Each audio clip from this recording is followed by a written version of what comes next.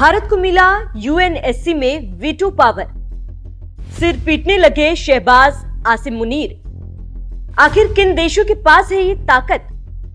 Social media की सच्चाई क्या है?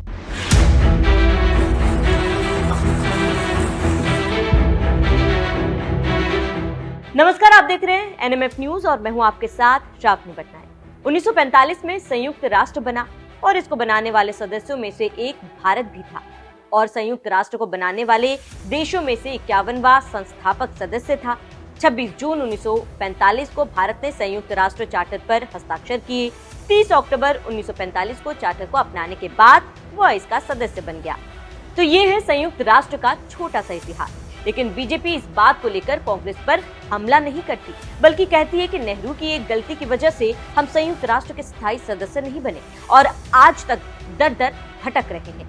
द हिंदू की एक रिपोर्ट बताती है कि कांग्रेस नेता और संयुक्त राष्ट्र में अपर महासचिव रहे शशि थरूर ने अपनी किताब स्थायी सदस्य न मिलने का जिक्र किया है और लिखा है कि 1953 के आसपास भारत को संयुक्त राष्ट्र की सुरक्षा परिषद में स्थायी सदस्य बनने का प्रस्ताव मिला था, लेकिन उन्होंने चीन को दे दिया। थरूर ने लिखा है कि भारतीय राजनयिकों ने फाइल देखी थी जिस पर नेहरू के इनकार का जिक्र था। थरूर के अनुसार नेहरू ने यूएन की सीट ताइवान के बाद चीन को देने की वकालत की।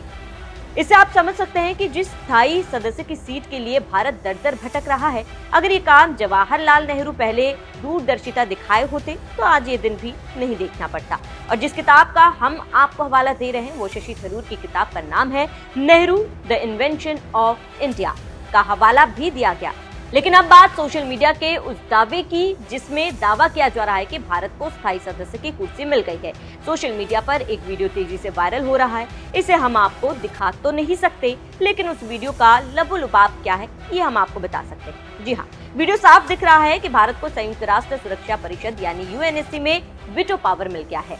इस वीडियो में डीडी न्यूज के एक एंकर दिखाई दे रहे हैं और वीडियो में कहा जा रहा है कि अमेरिका के विरोध के बावजूद भारत को ये उपलब्धि हासिल हुई है। इस वीडियो पर कई यूजर्स ने प्रतिक्रिया देते हुए इसे ऐतिहासिक पल बताया, लेकिन ये वीडियो पूरी तरह से फर्जी है। ये एक डीपफेक वीडियो है। डीडी न्यूज पर ऐसा कोई प्रसारण नहीं किया गया और न ही एंकर ने ऐसा दावा किया। तो आप समझ सकते हैं कि संयुक्त राष्ट्र में जो स्थायी सदस्य की बात हो रही है वो पूरी तरह भ्रामक है और गलत है और इसको लेकर हम कोई दावा नहीं करते। आपको जानकारी होगी कि यूएनएससी में सिर्फ स्थायी सदस्य ही वीटो पावर का इस्तेमाल कर सकते हैं और भारत यूएनएससी का स्थायी सदस्य नहीं है। ऐसे में भारत के पास वीटो पावर आने का कोई सवाल ही नहीं। वीटो पावर का अधिकार अमेरिका, चीन, रूस, फ्रांस और ब्रिटेन के पास है, जिन्हें P5 यानी स्थायी सदस्य कहा जाता है। किसी भी नए सदस्य को ऐसा अधिकार नहीं दिया गया है, इसलिए पांचों देश जियोपॉलिटिक्स में काफी महत्व रखते हैं। तो आप समझ सकते हैं कि भारत को स्थायी सदस्य नहीं बनाया गया, लेकिन कुछ दिलचस्प हलचल है, ये बात हम आपको जरूर बताएंगे। दरअसल भारत दौरे पर ब्रिटेन के पीएम कीर स्टारमर आए हुए हैं। ऐसे में कहा जा रहा है कि अंग्रेज संयुक्त राष्ट्र के स्थायी सदस्य छोड़ दे और भारत को दे दे। पहले आप ये वीडियो देखिए। Which is why I wrote a Financial Times article saying it's time for UK to give up its permanent seat in the Security Council to India. I mean, the British should be gracious about it, right? They got to rule India for 200 years, so least they can do is repay back India by giving their permanent seat to India. I'm surprised that that suggestion wasn't picked up in India by more people, you know. So when if those of you who have connections in Delhi, please call them and say, please echo that call. And I want to emphasize that this is not a frivolous point.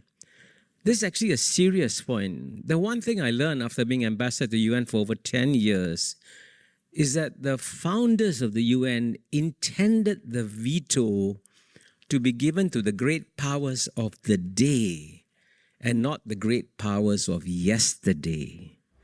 Which is why the British have... तो देख लिया आपने क्या कह रहे हैं किशोर महबूबानी। दरअसल Singapore के पूर्व डिप्लोमेट किशोर महबूबानी, जो संयुक्त राष्ट्र में अपने देश के स्थायी प्रतिनिधि रह चुके हैं, उन्होंने राय दी है कि ब्रिटेन से यूएनएससी में अपनी स्थायी सदस्यता छोड़ दे और भारत को दे दे। उन्होंने कार्यक्रम के दौरान कहा है कि दुनिया की शक्ति संरचना में पिछले कुछ दशकों में भारी बदलाव आया है, खासकर भारत और चीन के आर्थिक तौर पर मजबूत होने के बाद। ऐसे में संयुक्त राष्ट्र संघ की भी संरचना में बदलाव होना चाहिए और इसके लिए भारत को सदस्य बनाना चाहिए। बताते चले कि ये संभव नहीं है। इससे समझा जा सकता है कि स्थायी सदस्य को लेकर हो क्या रहा है और क्यों। हम यहाँ पर संयुक्त राष्ट्र संघ में विदेश मंत्री एस जयशंकर की बात सुनवाते चले।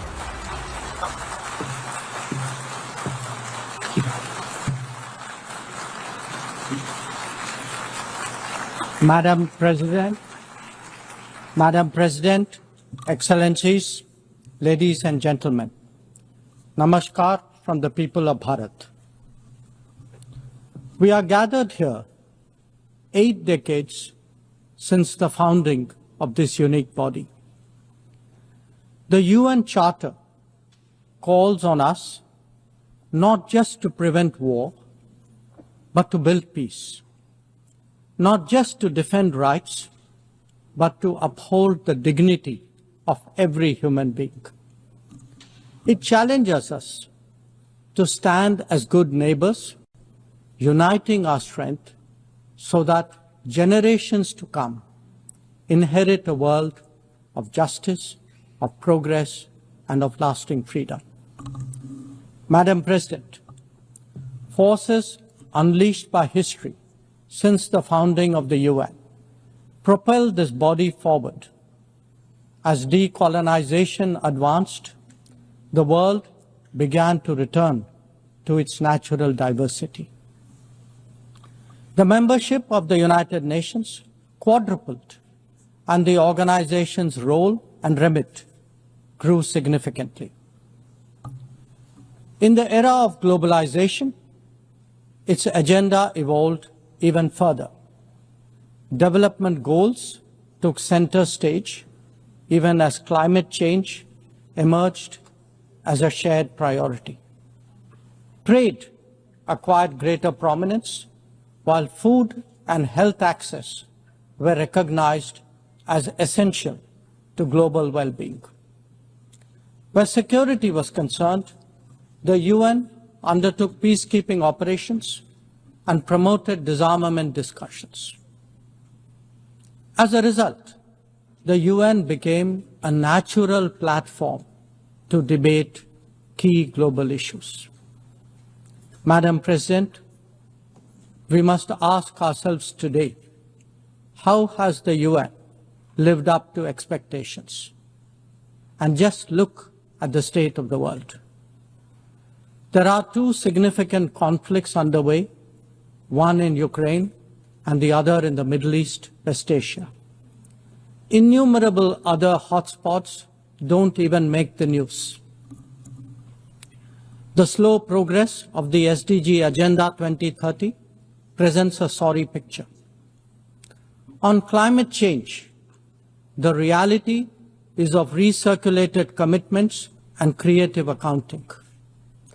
If climate action itself is questioned, what hope is there for climate justice?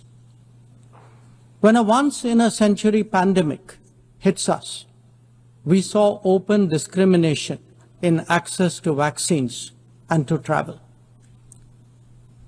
Energy and food security have been the first casualties of conflict and disruption, especially since 2022.